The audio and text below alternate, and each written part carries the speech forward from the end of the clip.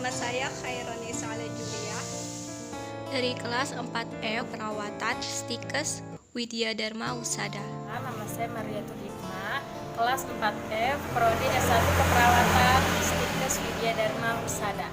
Saya dari kelompok 7. Kunjungan yang harus dilakukan pada masa ibu nifas. Kunjungan nifas pertama pada periode 6 jam sampai 2 hari pasca persalinan. Kunjungan nifas kedua pada periode 3 hari sampai 7 hari pasca persalinan. Kunjungan nifas ketiga pada periode 8 hari sampai 28 hari pasca persalinan. Kunjungan nifas keempat pada periode 29 sampai 42 hari pasca persalinan. Tanda bahaya masa nifas tersebut diantaranya itu ada 1. Pendarahan berlebihan, 2. Infeksi rahim, 3. Sakit kepala tak bertahankan, 4. Gangguan buang air kecil, 5. Sedih terus-terusan dan merasa depresi, 6. Sesak napas dan nyeri dada, 7.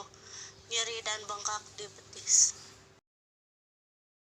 WHO merekomendasikan setiap ibu melakukan pemeriksaan setidaknya 4 kali setelah melahirkan. Berikut ini adalah pemeriksaan yang harus dilakukan oleh ibu berdasarkan waktu pasca melahirkan. Dalam 48-72 jam, bila ibu menjalani persalinan normal, umumnya di hari ketiga, ibu sudah tidak dirawat dengan fasilitas kesehatan lagi. Sebelum pulang ke rumah, akan dilakukan pemeriksaan TTV dan jumlah pendarahan. Bila ibu mengalami demam, akan dilakukan pemeriksaan darah untuk melihat apakah ada tanda infeksi atau tidak. Kemudian, seminggu atau 2 minggu pasca melahirkan, ibu melakukan pemeriksaan ukuran lahir, bekas jahitan, buang air kecil dan besar, payudara, dan juga suasana hati. Setelah 6 minggu pasca persalinan, ibu akan menjalani pemeriksaan darah untuk melihat apakah ada anemia atau tidak. Selain itu, di waktu ini ibu juga bisa berdiskusi dengan tenaga medis mengenai pilihan kontrasepsi yang akan digunakan. Lalu, bagaimana pemeriksaan masa nifas pada saat wabah COVID-19? Pelaksanaan kunjungan nifas dapat dilakukan dengan metode kunjungan rumah oleh tenaga kesehatan atau pemantauan menggunakan media online dengan melakukan upaya-upaya pencegahan penularan COVID-19. Kemudian, pelayanan KB tetap dilaksanakan sesuai jadwal dengan membuat perjanjian dengan petugas. Kemudian, ibu dapat mendapatkan informasi dan pemantauan kesehatan secara online.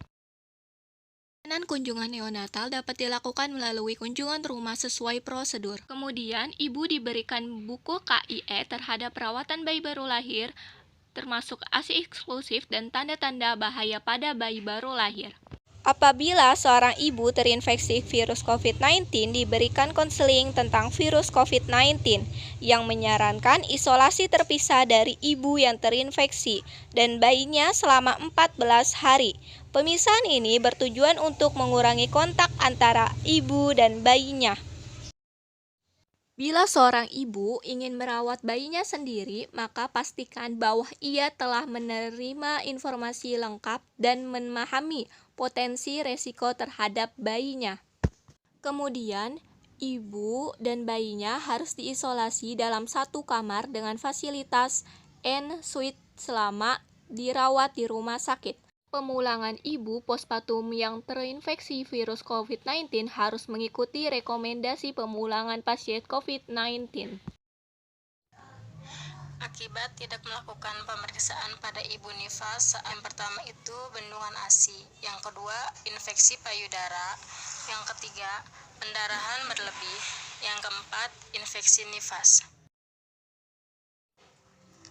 Agar dapat meningkatkan imun pada ibu nifas agar mencegah terinfeksi virus COVID-19, maka konsumsi yang pertama itu sayuran hijau, yang kedua ikan salmon dan sarden, yang ketiga kacang-kacangan, yang keempat VC seperti buah jeruk, yang kelima susu ibu hamil dan menyusui.